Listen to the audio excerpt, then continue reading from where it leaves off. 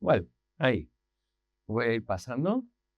Mira, esta mañana estábamos hablando de una cuestión que tiene que ver con cuál es el contexto en el que nos ha tocado ser iglesia, ¿de acuerdo? Y estábamos hablando de un aspecto concreto del contexto que es lo que tenía que ver con las preguntas que habían cambiado. Somos una generación en donde las preguntas que se le hacen al Evangelio han cambiado, son distintas de las que se habían hecho en el pasado. Porque es una generación en donde quizás una de las cuestiones que lo distingue, decíamos esta mañana, tiene que ver con ese ser autorreferenciales, ese ser seres que están tan centrados en uno mismo que tienen un ego muy grande, un ego enorme, ¿no? Y hablábamos, pues, que nosotros somos los que decidimos qué es verdad y qué es mentira. Nosotros somos los que decidimos qué es bueno y qué es malo. Y eso hace que lo que se ha quitado es la plomada. Am, Antes, para decidir si una cuestión era verdad o mentira, se miraba a la cuestión misma. Se miraba acerca de si eso era objetivamente bueno u objetivamente malo. Pero eso es lo que ha sido quitado. Ya no hay plomada. Ahora es simplemente cada uno mira a la pared y dice, me parece que la pared está recta. Me parece que la pared está torcida. Es según el criterio de él. Ya no hay un criterio exterior a mí que es el que diga si lo que yo hago está bien o lo que yo hago está mal, sino que soy yo mismo el que decide si algo está bien o está mal. Decíamos que un aspecto acerca de esto era el aspecto del consumismo. Del consumismo estábamos hablando esta mañana de que es un factor más allá de lo que era el materialismo, sino que el próximo objeto que tendré es el que me traerá la satisfacción. La nueva reforma, el nuevo piso que me compraré, el nuevo coche que tendré, el nuevo cacharrito que compraré, esto es lo que me dará la satisfacción y necesariamente tiene que dejarme insatisfecho para que yo siga buscando otro objeto que sí que traerá la satisfacción cuando realmente no hay ninguno más. Y hablábamos de que parece que no pasa. ¿Me ayudáis desde ahí al fondo? A ver, no lo sé, se diría está aquí. Va. Creo que bien. Gracias por echarme una mano desde ahí. Muy bien. Estábamos hablando de que el consumismo ha llegado hasta tal punto en el que todo el día nosotros estamos tomando decisiones acerca quiero esto, quiero lo otro, que lo que se ha establecido es un cristianismo consumista, en donde lo que yo vengo buscando son los productos que me ofrece esa iglesia. Y yo soy un comprador de servicios religiosos y pago por esos servicios religiosos que me da la iglesia. Por eso voy de un lado para el otro, decía, como la gente se va de vinos o de tapas, los cristianos van de iglesias, ¿no? Y se van buscando una expresión de la iglesia aquí u otra allí que me preste los servicios por los cuales yo pago. Estoy dispuesto a ser indulgente con ciertos servicios, mientras los que para mí son fundamentales, y claro, decíamos, con consumidores no cambiarás el mundo. Con consumidores no vas a cambiar la ciudad, no vas a causar ningún impacto para el reino, porque el consumidor no quiere ningún sacrificio. El consumidor quiere que tú le prestes servicio. Dame, dame, dame, es lo que te dice todo el día el consumidor, ¿no?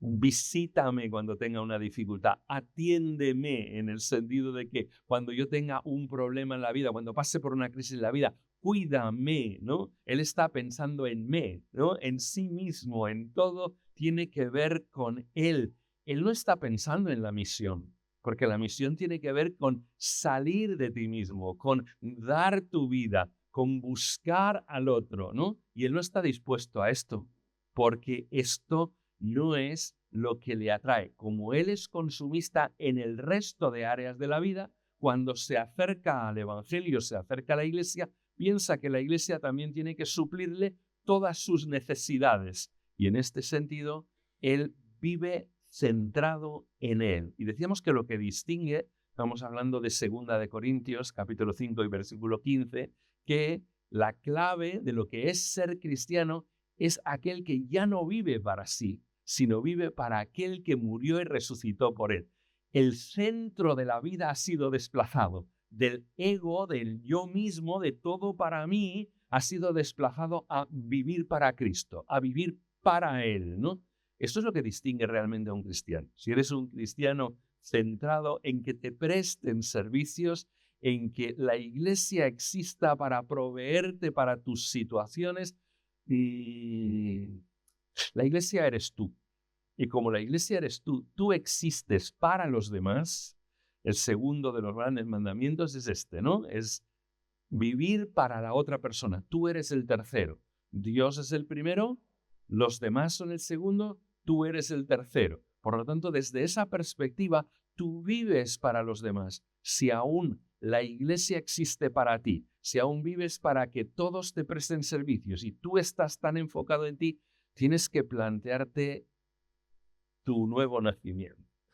Tienes que plantearte si realmente has hecho esa transición y realmente estás ya, Cristo es el primero en tu vida, los otros son el segundo y tú eres el tercero. Bien, de eso estábamos hablando y luego estábamos hablando acerca de que lo que hace que la respuesta de Dios a esas personas tan centradas en sí mismos, a este cristianismo centrado, es lo que se llama el discipulado. Jesús ha querido hacer discípulos de Él, personas que sean como Él. Y mira, aquí tenemos una cita de C.S. Lewis que dice: la iglesia no existe más que para atraer a los hombres a Cristo. No existe más que para hacer pequeños Cristos. De hecho, todo lo que existe, las catedrales, los locales de cultos, los pastores, la Biblia, todo lo que existe, existe para hacer personas que son como Cristo, pequeños Cristos, ¿no? Y esto es la base, la esencia de lo que consiste el discipulado. Cuando hablamos de discipulado, y ahí hemos terminado en cómo era la iglesia que Jesús dejó, porque la iglesia que Jesús dejó era cristianismo simple. Y cristianismo simple quiere decir que lo despojamos de todo aquello que no es lo fundamental y lo esencial, porque todo esto, en lugar de ser una ayuda, en muchas ocasiones se convierte en algo que tapa el verdadero cristianismo de la manera en que no puede desarrollarse la misión cristiana, porque estamos demasiado ocupados con cuestiones que no son fundamentales. Las iglesias hacen demasiadas cosas. Las iglesias se ocupan de demasiados temas que no es el eje central para el cual nosotros fuimos dejados aquí. Y como estamos ocupados en tantas cosas, gastamos un montón de esfuerzo en eso y realmente descuidamos lo esencial. Hablábamos de que el discipulado no es un programa más que tiene la iglesia, no es una actividad más entre un montón de actividades, sino que es el encargo fundamental de Jesús. Decíamos que, según el gran mandamiento y la gran comisión, es como una especie de triángulo, el funcionamiento básico de una iglesia. Primero Dios, luego los demás, y ahora esos que ponen primero a Dios y luego a los demás por delante, hacen discípulos, hacen seguidores de Jesús. Que esos seguidores de Jesús, a la vez, primero Dios, los demás después, que hacen otros seguidores de Jesús. Y esto se convierte en la dinámica constante de la vida de la iglesia.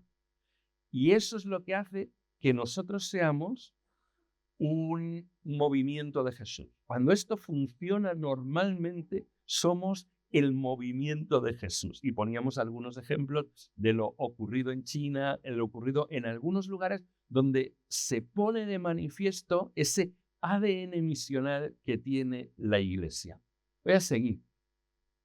Vale, esto es nuevo, esto es lo de la tarde, ¿vale? Es lo que voy a continuar, y voy a continuar acerca de cómo la Biblia habla de qué es discipulado, cómo la Biblia nos explica de qué maneras, la Biblia lo explica de muchas maneras, y son maneras diversas, diferentes. Yo solo he querido escoger 2 citas de Mateo y 2 de Gálatas, ¿vale? Solo para que veáis qué decía Jesús en Mateo y cómo lo expresaba Pablo. Vamos a ver qué es esto del discipulado. Versículos bíblicos, analizamos los pasajes. El primero que hay ahí es este, Mateo 4:19.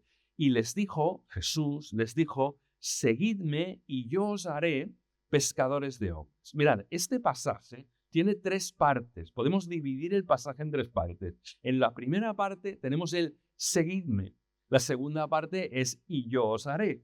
Y la tercera parte es pescadores de hombres. Vamos a ver qué quiere decir. ¿Qué significa eso de ser discípulos de Jesús? La primera parte, la más importante de todas, es que nosotros tenemos que pegarnos a Jesús. Tenemos que seguir a Jesús de cerca. Por eso Jesús dice, seguidme, venid tras de mí, observadme cómo hago las cosas. Es muy curioso porque en Marcos, en el capítulo 3, dice que Jesús escogió a 12 y lo primero que dice es para que estuvieran con él, para que estuvieran con él.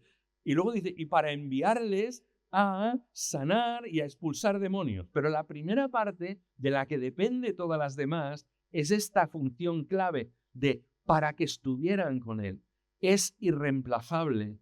Ser un discípulo de alguien es ponerse detrás de él y observarle, mirarle, ver cómo él hace las cosas y de alguna manera querer copiarle a él. Nosotros somos los que tratamos de observar a Jesús. Nosotros nos pegamos a Jesús y tratamos de seguirle y de hacer las cosas como Jesús las hizo. Es la parte más importante. Sin ese seguimiento cercano de Jesús, nunca nos convertiremos en discípulos de Jesús. La segunda cosa es este segundo elemento. Después de haberle observado, después de estar cerca de él, dice, y yo os haré. Mira que es importante la frase, no es y llegaréis a ser, o con todo, sino y yo os haré. Es decir, la actividad viene de él, es un proceso de transformación. Yo os haré ser algo diferente a lo que sois ahora. Esto es lo que quiere decir. Ahora no lo sois, pero llegaréis a ser esto exactamente. Por eso, ese es un proceso natural que se produce en nosotros cuando Jesús vive en nosotros. El Espíritu Santo viene a vivir a nuestras vidas y el Espíritu Santo lo que quiere hacer es producir una transformación. No hay discipulado si no hay transformación, si no hay cambio en la naturaleza, si no hay cambio en la manera en la que nosotros reaccionamos hacia los inputs que nos vienen de afuera, no hay discipulado. La persona natural no sigue a Jesús, no es como él, no lo copia. Eso tiene que ser algo que el Espíritu Santo produce en nosotros, tiene que cambiarnos, tiene que hacernos distintos a como somos. Y mirad que la tercera parte, seguidme y yo os haré pescadores de hombres. La tercera fase tiene que ver con discípulos que hacen discípulos. Todos los discípulos de Jesús hacen otros discípulos. Pensadlo bien. Estamos a una generación de la extinción. La Iglesia siempre está a una generación de la extinción. Si nosotros, todos los cristianos del mundo, en el día de hoy, dejamos de hacer discípulos, en la siguiente generación no habrá un solo cristiano, ni uno. Porque todos los que existirán en la siguiente generación es porque nosotros haremos discípulos, es porque nosotros predicaremos el Evangelio, es porque nosotros enseñaremos a seguir a Jesús. Pero la Iglesia siempre está, esta y todas las demás en el mundo, siempre están a una generación de la extinción. ¿Os imagináis que nadie de nosotros comunique el Evangelio a estos niños pequeños que hay aquí? ¿Qué pasará? Por eso, todos nosotros, somos pescadores de hombres. Todos nosotros hemos sido enviados a esa tarea de ser discípulos que hacen discípulos que hacen discípulos. Y en esto es la misión de Dios. Esto es lo que significa la misión de Dios, que estoy implicado en un proceso de hacer nuevos discípulos de Jesús. Así lo explicó Jesús. Mira qué fácil. ¿Veis lo que os decía antes en la mañana? Os hablaba de esas grandes declaraciones que están encapsuladas, que en muy pocas palabras dicen un montón de cosas. Esta frase de Jesús, seguidme y yo os haré pescadores de hombres, es fácil, es sencillamente transmisible. Esto lo puede entender todo el mundo, ¿no? Y a la vez, en el interior está encapsulado todo lo que debe hacer una iglesia. Una iglesia tiene que copiar a Jesús, tiene que, con el Espíritu Santo, ser transformada y tiene que andar en misión. Esto reproduce el esquema de ministerio de Jesús. Jesús siempre hacía esas tres cosas. Y cuando esto se detiene, algo malo sucede. Pero Jesús siempre evangelizaba, discipulaba y enviaba. Evangelizar, discipular, enviar. Llamar, capacitar, enviar. Este era el esquema de ministerio de Jesús. Y a veces nosotros, esto se nos ha detenido. A veces hacemos poco por la evangelización, no discipulamos a la gente, no la enviamos, la retenemos. Algunas veces me preguntan en algunas iglesias, ¿qué tenemos que hacer para retener a los jóvenes? Y siempre les contesto exactamente lo mismo. No se os ocurra retenerlos, enviadlos. Porque la única forma de que esta generación cumpla la función para la que fue creada, para la que creyó, es que sean enviados. Estos niños tienen que ser enviados, estos jóvenes tienen que ser enviados, estos mayores tienen que ser enviados, estos jubilados tienen que ser enviados, porque en la iglesia no existen personas no enviadas.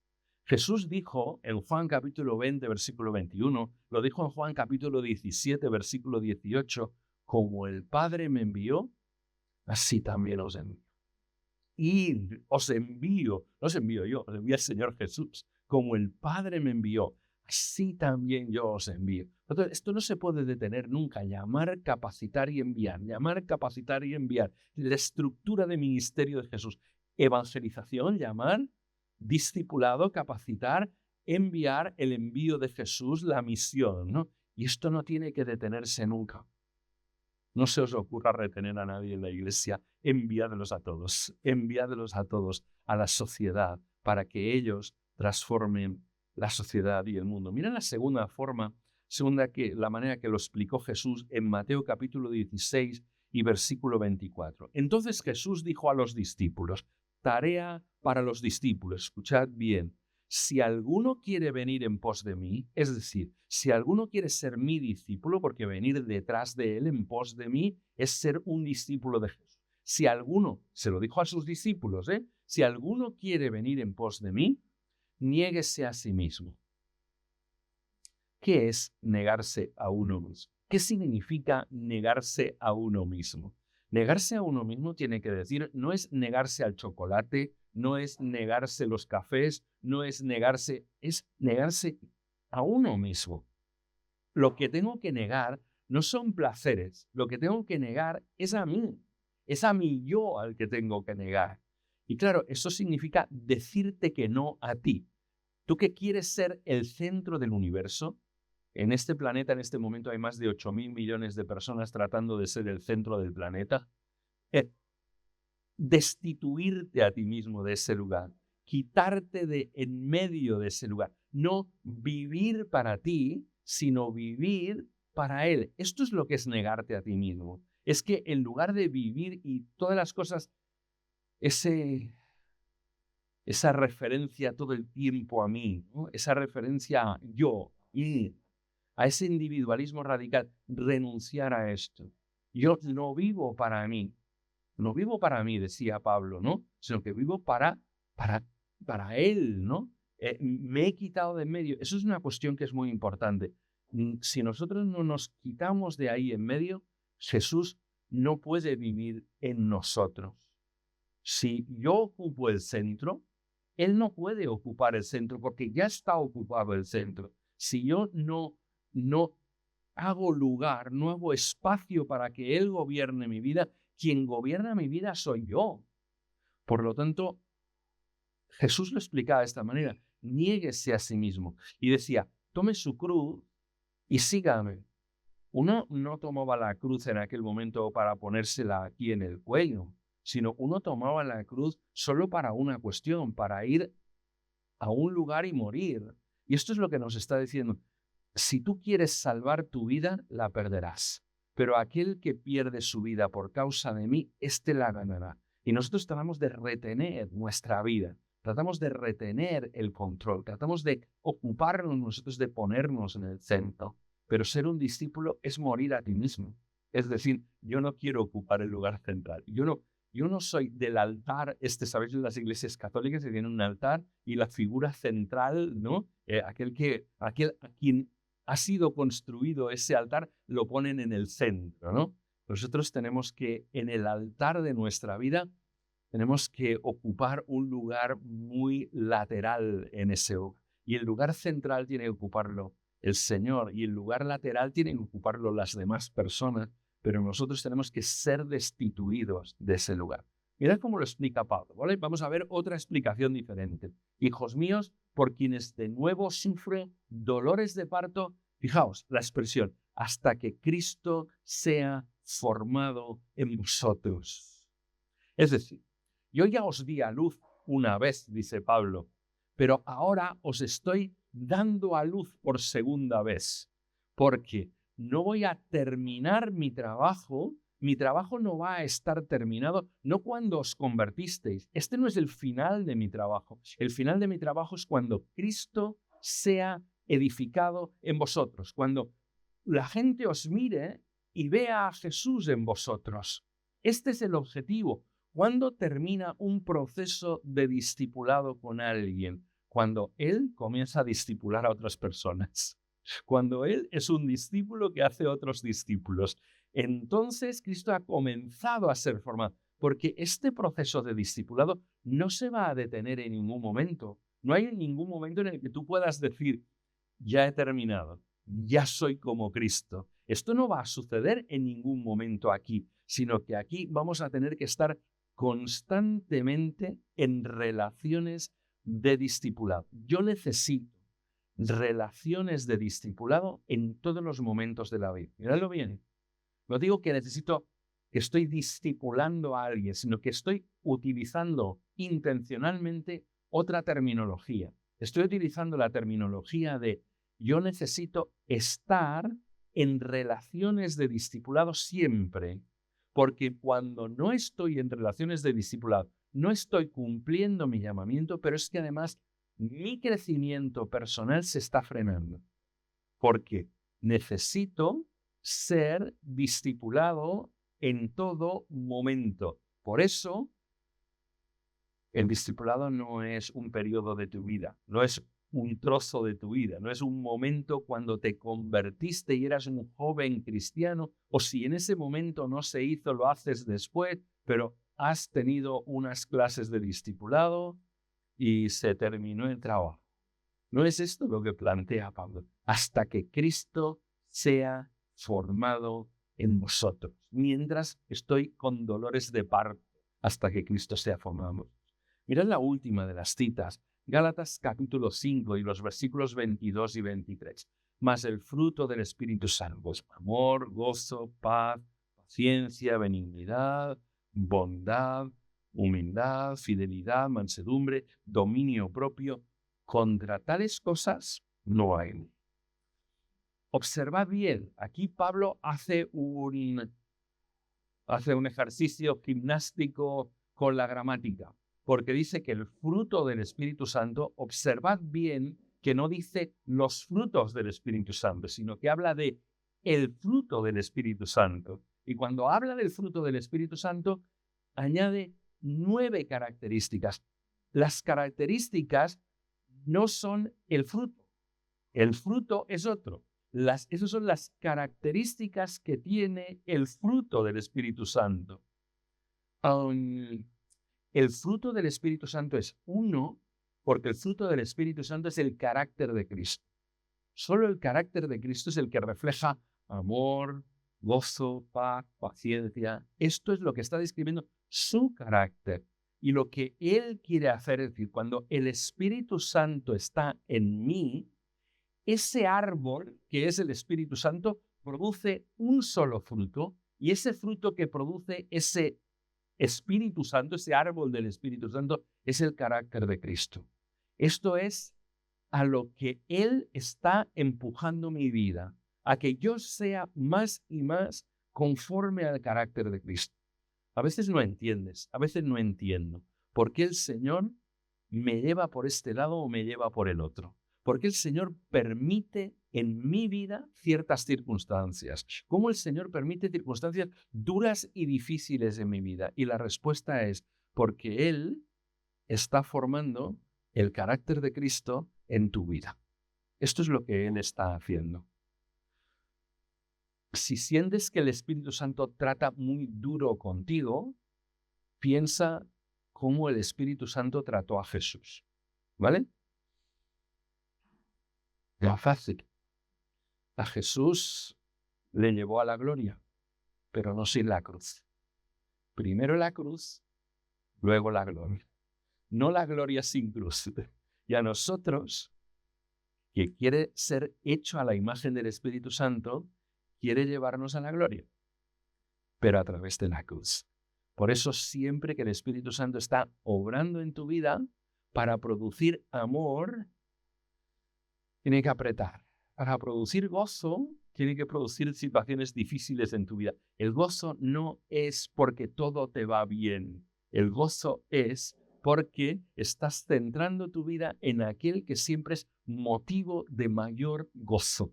Y el Señor es siempre motivo de mayor gozo.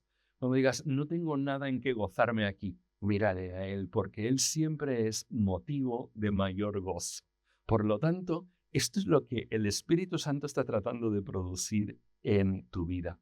¿Vale? Pasamos una diapositiva más e intentamos hacer un resumen. Vale, yo he hecho esta definición. Es una, podéis hacer cualquier otra. Pero mirad, he tratado de explicar el discipulado como un proceso. Y proceso quiere decir que comienza y no sabemos cuándo termina. Es un proceso, ¿vale? No es un programa el discipulado. No es un programa. Nosotros a veces nos damos cuenta en la iglesia, hemos dicho, ostras, viene una situación de tensión en la iglesia y vemos que la gente no se comporta como se comportaría Jesús. Y delante de esa situación decimos, pues está haciendo discípulos. Todo el mundo sabe lo que es un hooligan, ¿sí? Hincha futbolístico británico, ¿no? A veces en las reuniones de la iglesia la gente se comporta como hooligans. En la vuestra no, estoy hablando de la mía, ¿vale? No hablo de la de nadie más. Pero en mi iglesia la gente se ha comportado alguna vez como hooligans. Nosotros hemos dicho, esta gente no se comporta como Jesús. Esta gente no sabe cómo se comportaría Jesús en esta situación. ¿Y sabéis lo que tendemos a hacer? Tendemos a los métodos industriales. No hemos estado haciendo discípulos, en 6 meses vamos a tener discípulos. Una clase de discipulado, los metemos aquí, una clase por semana durante los próximos 6 meses y ya tenemos discípulos. No vais a tener discípulos, vais a tener gente mejor formada. Esto es bueno, que tengamos gente mejor formada. Pero cuando Jesús quiso hacer discípulos, tomó a 12 personas y se los llevó a todas partes. ¿Entendéis? No, Jesús no los sentó a escuchar sus mensajes, sino que Jesús se los llevó con él a todas partes, porque es cuestión de seguir, es cuestión de andar detrás de él. Y esto es una cosa que toma tiempo, que no es mera formación ni mera información, sino que el discipulado consiste más en relaciones que en información, ¿vale? Esto lo veremos más posteriormente, pero guardad esta idea de que el discipulado tiene que ver con relaciones con Jesús, con relaciones los unos con los otros, porque esto es lo que forma. Por lo tanto, es un proceso, no se puede abreviar, proceso que dura toda la vida y es guiado por el Espíritu Santo. Él es el que hace discípulos. Yo no soy quien hago discípulos. Yo estoy en relación de discipulado, una relación intencional, una relación querida por los dos lados, Pero yo no soy quien hace discípulos. Quien hace discípulos es el Espíritu Santo, porque Él es el único que puede copiar el carácter de Jesús en mi vida, ¿vale? Ser un cortar-pegar del carácter de Jesús y pegarlo en mi vida. Tiene que quitar todo lo que sobra. Tengo que morir a mí mismo para dejar paso al carácter de Jesús visibilizado en el fruto del Espíritu Santo que sale en Gálatas capítulo 5. Así es como funciona el discipulado. El discipulado, vais a tener que estar en relaciones de discipulado, vais a tener que estar constantemente haciendo nuevos discípulos, constantemente vosotros mismos metidos en relaciones de discipulado. No sé si estoy dejando esto suficientemente claro, pero es la parte importante. No es un programa que lo vamos a hacer como iglesia y dentro de 6 meses habremos terminado, sino que es la cultura de la iglesia. La iglesia se dedica constantemente a hacer discípulos. Cuando digo que la iglesia se dedica, quiero decir que cada uno de los que componen la iglesia se dedica constantemente a hacer nuevos discípulos. Ser un discípulo también implica una dirección de la vida. La vida de los discípulos va hacia allá. La vida de los discípulos va a ser incluido en la misión de Dios. Dios está en misión. Dios siempre ha estado en misión. Constantemente está en misión. Antes de que nadie llegue a un lugar, estáis intentando plantar iglesia en algún lugar, ¿verdad? Algunos de vosotros me habéis comentado, Dios ya está allí. Dios ya está trabajando en ese lugar. Cuando nosotros queremos hacer misión en la universidad, Dios ya ha llegado a la universidad. Antes de que ningún trabajador cristiano llegue a esa empresa, Dios ya estaba en esa empresa, porque Él está en misión y Él nos quiere dar la oportunidad de participar con Él en su misión.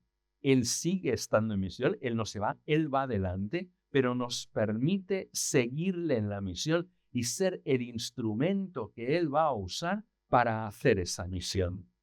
Por lo tanto, cristianos, la dirección de vuestra vida es la dirección de la misión de Dios. Estar implicado. ¿Qué significa la misión de Dios? Porque en algunas ocasiones tenemos un concepto pobre de lo que es la misión de Dios. Y pensamos en la misión de Dios como solo la proclamación del Evangelio.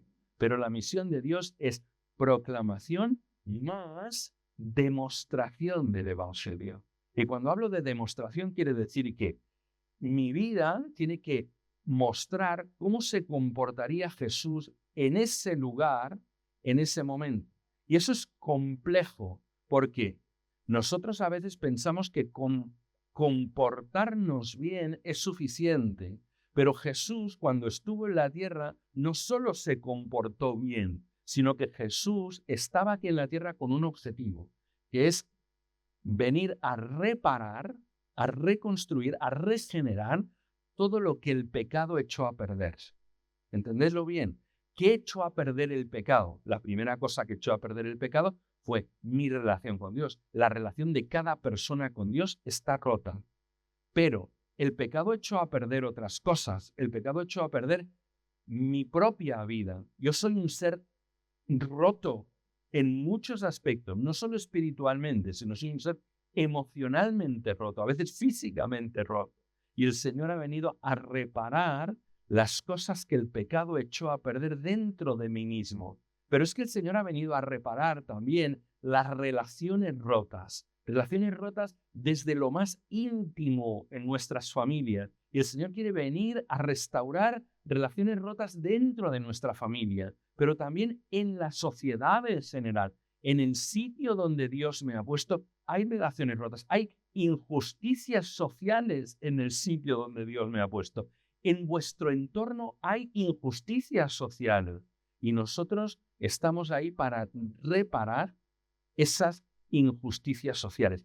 Hay mujeres que están siendo abusadas, hay otras que están siendo traficadas para tráfico sexual, hay obreros que están trabajando en fábricas ilegales de producción de cualquier tipo de bienes. Esto está ocurriendo en nuestro país. Hace poco descubrieron una fábrica con trabajadores chinos que estaban obligados a estar ahí, estaban esclavizados a 10 kilómetros de mi casa, ¿vale? Entonces, esto está ocurriendo en el día de hoy. Hay mujeres traficadas, como os decía. ¿Sabéis cuántas mujeres traficadas hay en nuestro país para la prostitución? Más de 320.000. Es un número enorme, no os dice nada. Esto es un llamamiento para nosotros. El Señor nos ha traído a esta sociedad también para esto, para cualquier cosa que rompió el pecado, para tratar de restaurar, ser agentes de restauración de lo que el pecado rompió. Pero hay una cosa más que el pecado rompió, nuestra relación con el planeta.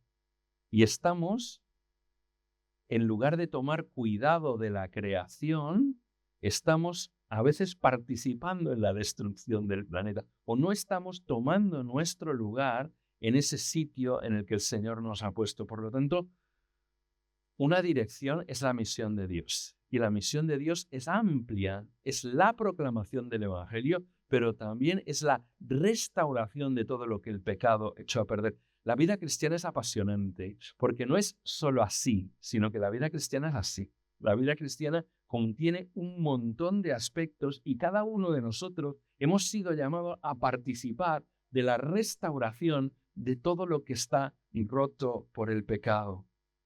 Finalmente, los discípulos se multiplican. Todo discípulo hace otros discípulos. Siempre está en constante actividad de llamar, capacitar y enviar, del ministerio de Jesús de reproducir. Vale. Voy a tocar otro aspecto, que es la función de los líderes de la iglesia. Y me voy a ir a un pasaje, ¿vale? Voy a ir al pasaje de Efesios 4, 11 a 13. ¿Lo leemos? ¿Sí? Biblia. Efesios 4, del 11 al 13.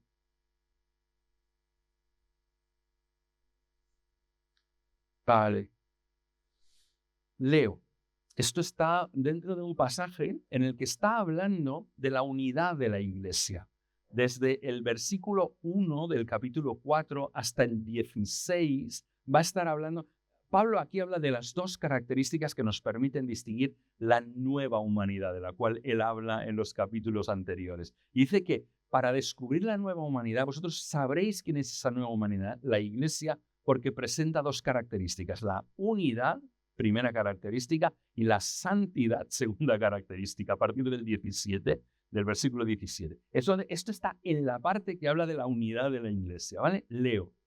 Dice: y él dio a algunos el ser apóstoles, a otros profetas, a otros evangelistas, a otros pastores y maestros, a fin de capacitar a los santos para la obra del ministerio, para la edificación del cuerpo de Cristo, hasta que todos lleguemos a la unidad de la fe. La unidad, ¿os acordáis que os decía que este era el marco? Hasta que todos lleguemos a la unidad de la fe y del conocimiento pleno del Hijo de Dios, a la condición de un hombre maduro, a la medida de la estatura de la plenitud de Cristo.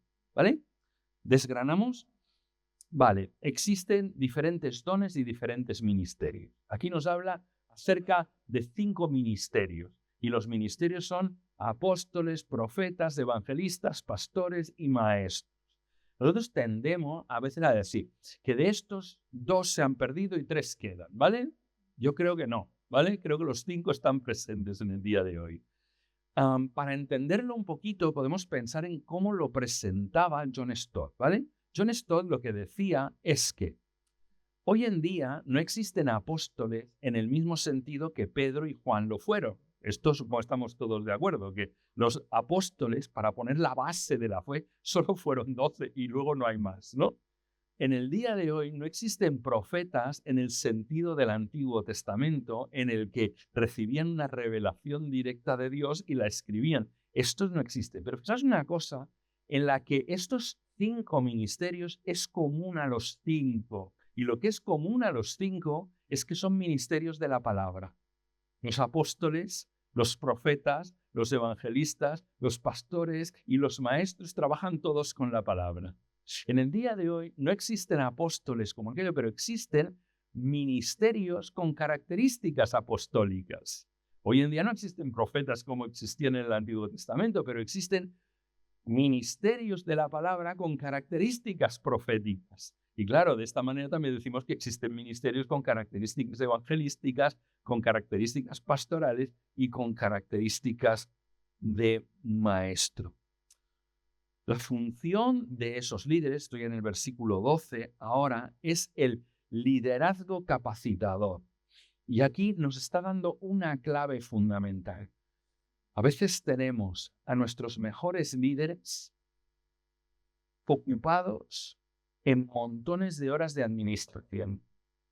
Tenemos a lo mejor de nuestras iglesias metidos en tareas de mera administración. En Gran Bretaña dicen que a la quinta persona a la que se levanta el teléfono y se llama cuando hay una situación de emergencia es al pastor, ¿vale? Entonces se llama a los bomberos, a la policía y así. Y el quinto que se llama es al pastor cuando no. El pastor no existe para las emergencias, ¿vale? Hay un servicio de asistencia en las sociedades civilizadas en donde no necesitamos llamar al pastor cuando hay una emergencia, sino que los pastores están específicamente para capacitar a los santos para que los santos hagan la obra del ministerio. Esto es para lo que existe, es decir, el ministerio capacitador. ¿Os acordáis en Hechos cuando hubo un conflicto entre las viudas de los judíos helenistas y de los judíos de Jerusalén? Entonces dijeron, sabiamente, ¿vale? Nosotros no nos vamos a ocupar de esto. ¿Cómo? ¿No os vais a ocupar de esto? No nos vamos a ocupar de esto, porque nosotros estamos ocupados en la oración y en la proclamación de la palabra. Alguien, hombres llenos del Espíritu Santo, ¿vale? De sabiduría, no ponemos a cualquiera, pero buscamos gente para que todo esto, que es un servicio práctico, que necesita la plenitud del Espíritu Santo también, no recaiga todo en los mismos.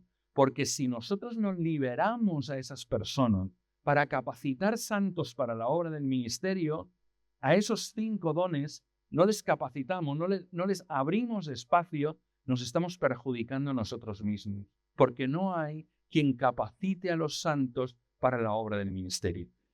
¿Quién hace la obra del ministerio? Los santos, dice la palabra de Dios aquí, que los que hacen la obra del ministerio, nosotros a veces decimos, ¿quién hace la obra del ministerio? Los pastores y los maestros, pero aquí no dice esto. Aquí dice que los que hacen la obra del ministerio son los santos y que la función del 1% de la iglesia es capacitar al 99% de la iglesia. Esto es para lo que sirven los pastores y los maestros, para lo que sirven los profetas y los apóstoles, para lo que sirven los evangelistas. Sirven para capacitar a nosotros para que ellos hagan la obra del ministerio. Por lo tanto, ¿cuánta gente tenéis en el ministerio en la iglesia? Yo os lo digo, tenéis al 100% de la gente en el ministerio.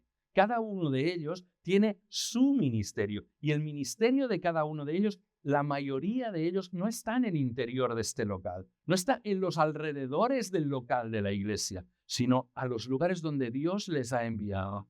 Ellos han sido enviados a lugares de misión. Cada uno de vosotros estáis en el lugar de misión donde Dios os ha enviado.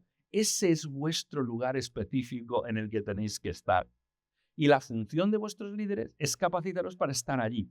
Y si vosotros hacéis el trabajo bien, así se edifica la iglesia. ¿Habéis visto cómo termina el versículo 12? El versículo 12 termina para la obra del ministerio, para la edificación del cuerpo de Cristo. Es decir, el cuerpo de Cristo es edificado cuando los santos en sus lugares de misión hacen la tarea para la cual han sido capacitados.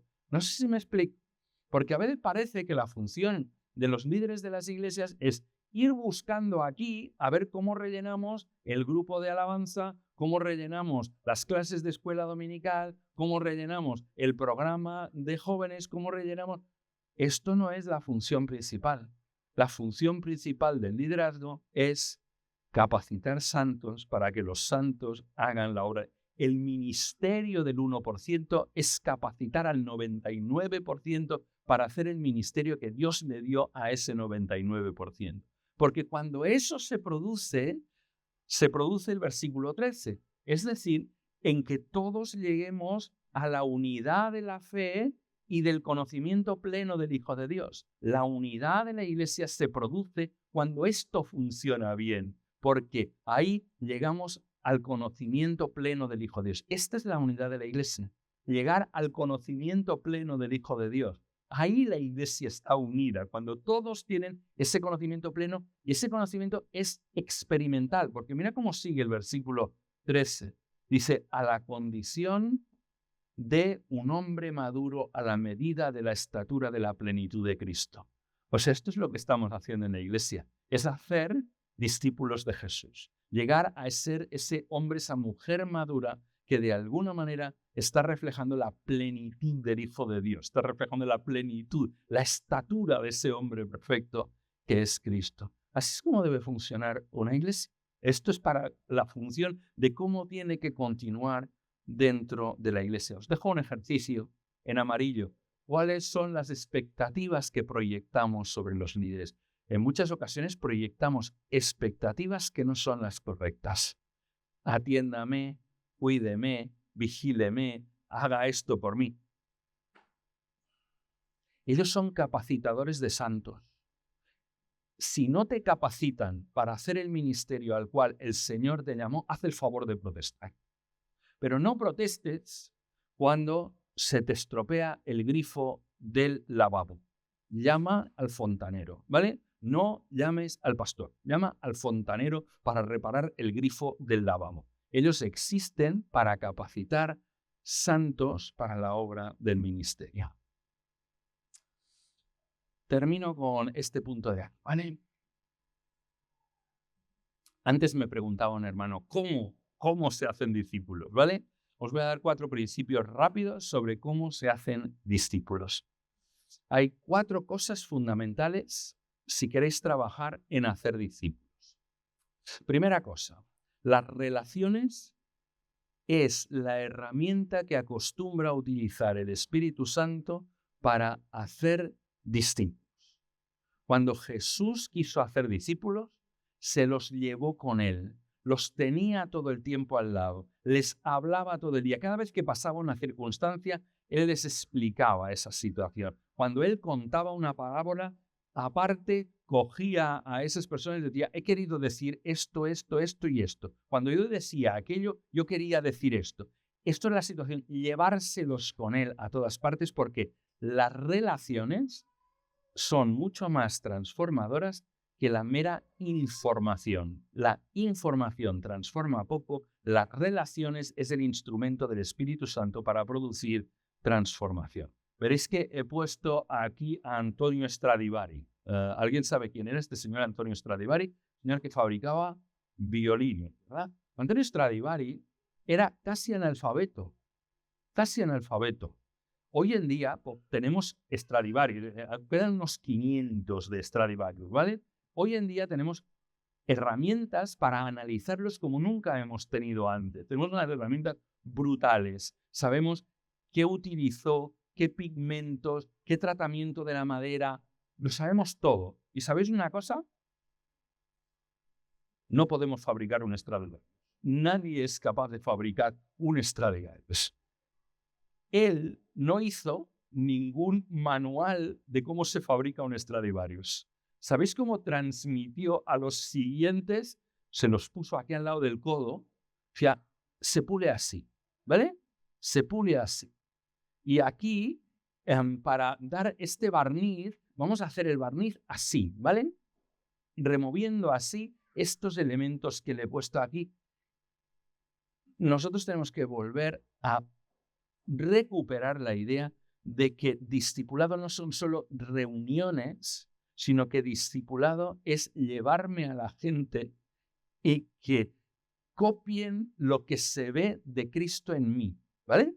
Lo que se ve. Sed imitadores de mí como yo de Cristo, decía Pablo. Tenemos que recuperar esto. O sea, cuando estamos en relaciones de discipulado, acompáñame y tengo una visita difícil, ¿vale? Acompáñame. Y entonces lo verás. Voy a preparar un mensaje, vente conmigo, que lo vamos a preparar juntos. ¿Tenéis un poquito el funcionamiento relacional del discipulado?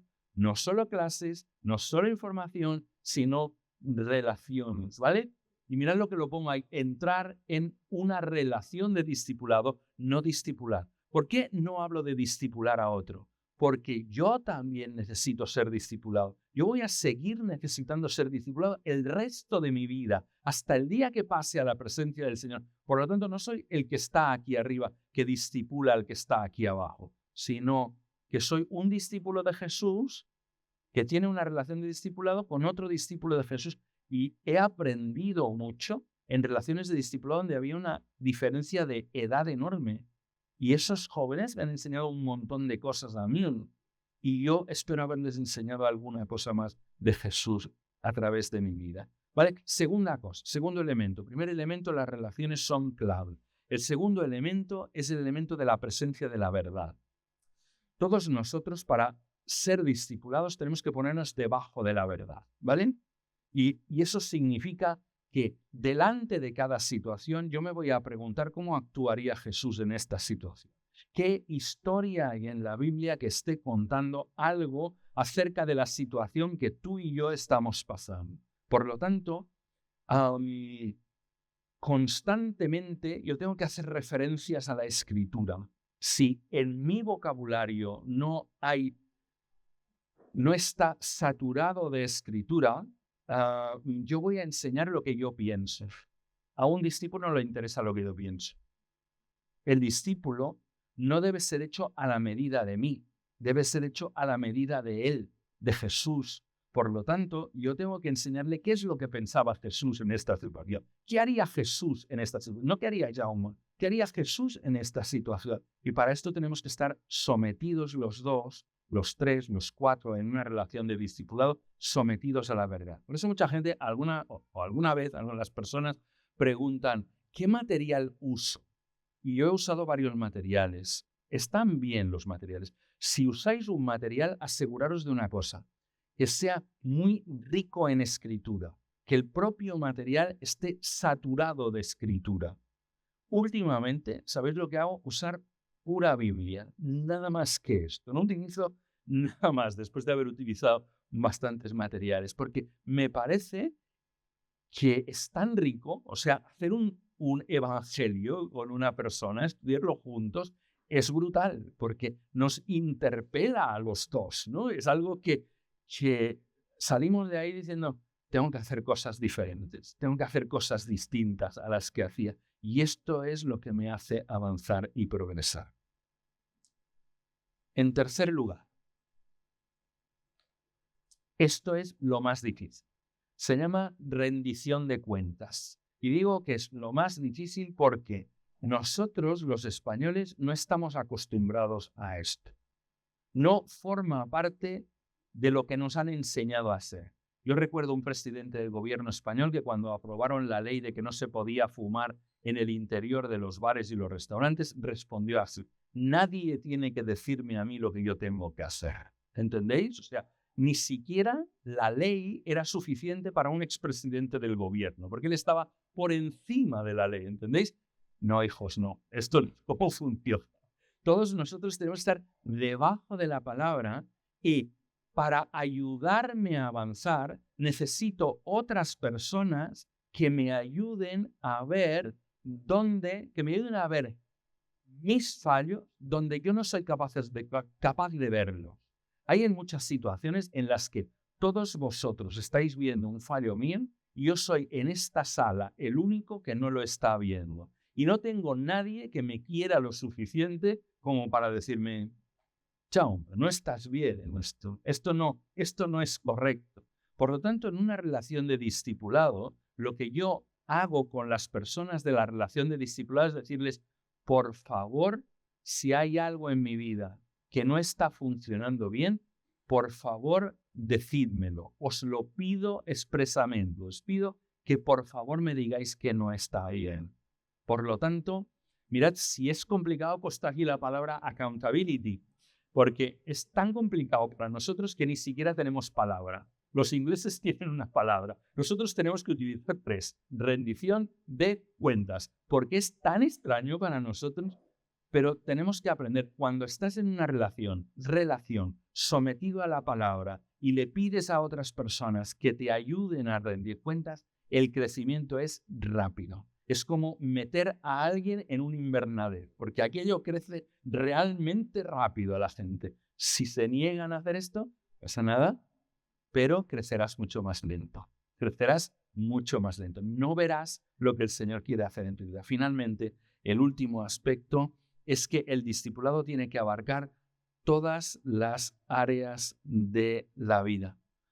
Es decir, el discipulado no se refiere a lo que haces en la iglesia, no se refiere simplemente a tu tiempo devocional. El discipulado no solo tiene que ver con cuando estás con tu familia, tiene que ver con todas las áreas de la vida. Discípulos de Jesús en las 24 horas del día, los 7 días de la semana. Por eso es algo en lo que tenemos que aprender a proyectar luz sobre nuestras vidas.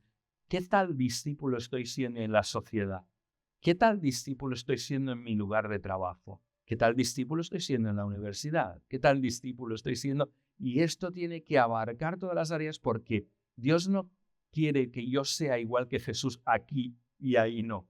Sino que quiere que sea igual a Jesús aquí sí, aquí también y aquí también. ¿Vale?